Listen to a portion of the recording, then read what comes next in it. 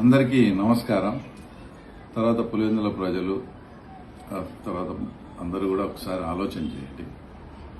ఇప్పుడు పులివెందుల్లో చుట్టూ ఉండే సర్కిల్స్ అన్నీ కూడా ఎక్కడ ఏది వదిలిపెట్టకుండా రాజశేఖర రెడ్డి గారి విగ్రహాలు మీరు పెట్టారు.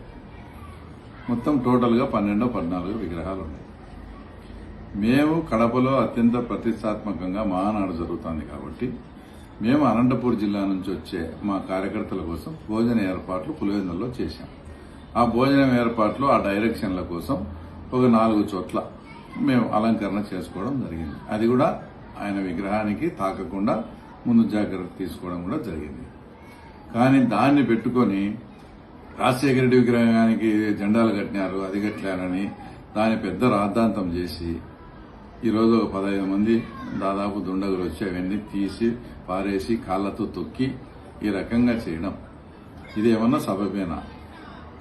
అంటే ఊరికి ఉండే వాళ్ళని రెచ్చగొట్టి రేపు మాకు అత్యంత ప్రతిష్టాత్మకమైన కార్యక్రమం మేము పెట్టుకుంటే అందులో భాగంగా మేము అలంకరణ చేసుకుంటే దాన్ని ఈ విధంగా పాడు చేసి శాంతి భద్రతలకు విఘాతం కలిగించడం ఇది న్యాయమేనా, ధర్మమేనా?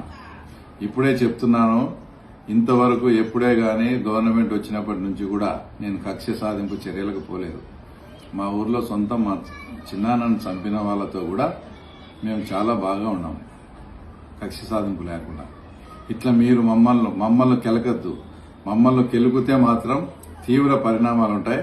తర్వాత మీరే తర్వాత పడాల్సి వస్తుంది. ఇప్పుడు నిజంగా రాజశేఖర రెడ్డి గారు అంటే మీకన్నా మాకు ఎక్కువ గౌరవం. మీకు నిజంగా రాజశేఖర రెడ్డి మీద అభిమానం ఉంటే గత 5 ఏళ్ళు ఆయన ఫోటో లేకుండా చేసినారు. మీకు నిజంగా రాజశేఖర రెడ్డి మీద అభిమానం ఉంటే రాజశేఖర రెడ్డి సొంత తమ్ముని చంపినారని మీరే అభియోగాలు ఎదుర్కొంటూ ఉన్నారు.